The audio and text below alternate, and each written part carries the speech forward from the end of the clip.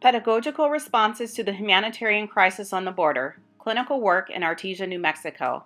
Presenters Saban, Lisa, and Carla McCanders. In the summer of 2014, the United States began to detain women and children in Artesia, New Mexico. Women were held in trailers and were summarily deported until volunteer lawyer interventions.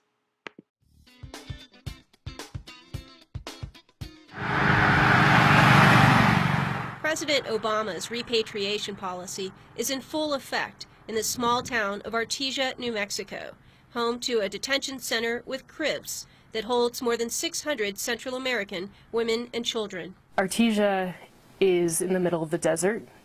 A detention center sprung up in a place that's hundreds of miles from any major city. Megan Jordy is legal director of the New Mexico Immigration Law Center. She and other advocates were given a tour of the trailer-like buildings where migrants are held in a vacant area of a training camp for Border Patrol agents. I asked for a tour, but ICE said no one was available. This is how Jordy describes what she saw inside. What I saw shocked me. We showed up and there are trailers, they're temporary structures. We saw women and children roaming freely in one area around what they call the pods where they live. The pods have bedrooms with bunk beds, about 8 people to one room. So I went back to the Artesia detention facility the day after the tour, and it was interesting because in that moment the show was over. Children were not eating. Children were getting very sick. Every child I saw looked incredibly emaciated, had kind of a hollow look in their eyes. One mother had her very sick baby on her lap, and her baby was coughing so much that he began to choke, and she said he hasn't eaten in 6 days. He's lost weight, he's lost 5 pounds, and for a toddler, that's a lot of weight. The toddler looked like he was dying in front of me. After speaking with Jordy in Albuquerque, I drove 4 hours south to Artesia, through vast desert plains covered in scrub brush. Much of the time I was out of cell phone range. When I finally got to the Federal Law Enforcement Training Center in Artesia, I was told I could only film across the street, where there's no sidewalk, but plenty of fire ants.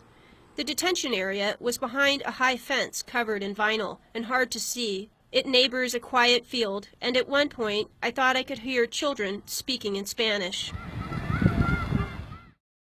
The American Immigration Lawyers Association hired volunteer attorneys to help with a pro bono effort to represent women and children detained in the immigration facility in Artesia. The women and children detained in these facilities were fleeing violence in their countries and applying for asylum in the United States. Various law schools traveled to Artesia to volunteer in the detention facilities.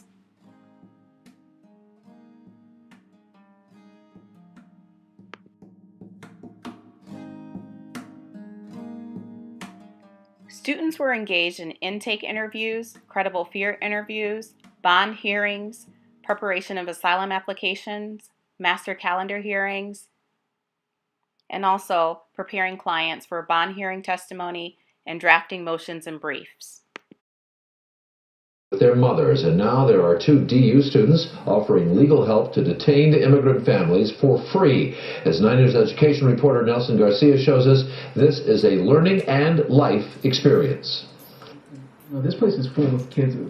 They're running around. Sean Ice. The first day you're kind of just getting used to everything. And Jessica Reams are students at the University of Denver Sturm College of Law. And so this is just to give an idea of approximately how large the area is. But their work is in a detention facility 8.5 hours away in Artesia, New Mexico, with families who illegally cross the border, they say, to escape violence. They came seeking help, and all of a sudden they were being treated like criminals. The majority of the kids are from Guatemala, El Salvador, and Honduras. Ice and Reams are helping the hundreds of mothers and children get out of the detention center on bond. A child in detention doesn't thrive. While they await their status hearings. From day one, every day you're holding back the tears because you have mothers telling you how their kids are wasting away. We've likened it to a MASH unit for immigration law, just because every claim is so urgent.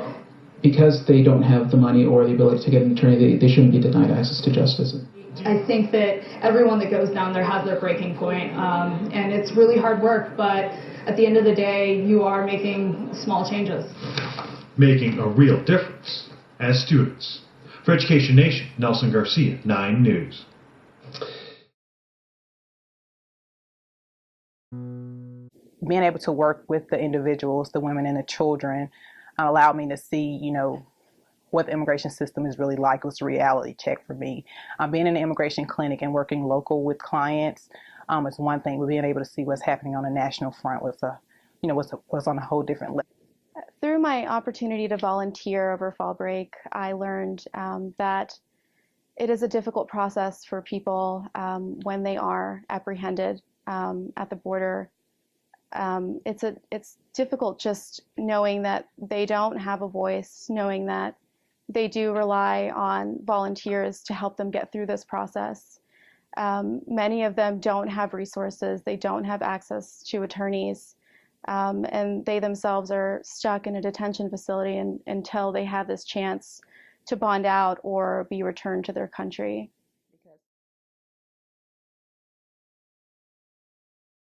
My name is Marie Silver, and I am a third-year law student at DePaul College of Law, and I went to Artesia, New Mexico in September of last year, 2014, with Professor Siobhan Albiol. My name is Guadalupe Perez, and then I went to Artesia, New Mexico, fall 2014. I think the biggest ethical challenge for working in Artesia, New Mexico is how to maintain a more professional distance with your clients, because a lot of the time the women are sharing many personal stories with you. So it's hard to maintain a professional distance when you're hearing everything about their lives. So with regards to critical reflection or moments like that, it was a little bit hard to do those during the trip. We tried, but we were basically on from 7 a.m. to 10 p.m. So it was a little bit hard at the end of the day to reflect on what was happening. You basically were rushing from one thing to another. We did have a reflection period at the end. A couple of weeks after we came back from Chicago, we met with other AALS attorneys who had done the Artesia project so that we could talk about what our experiences were like, how they differed. I think the project itself changed a lot as the weeks went by, with the focus that they had, with the resources that they had to keep that community going. I think this really opened my eyes to kind of how the family unit may be affected by law and policy in immigration. So I think that, understanding that I don't need to just focus on unaccompanied children, because their mothers will be affected too when policy changes and when law changes, and the rest of their families as well.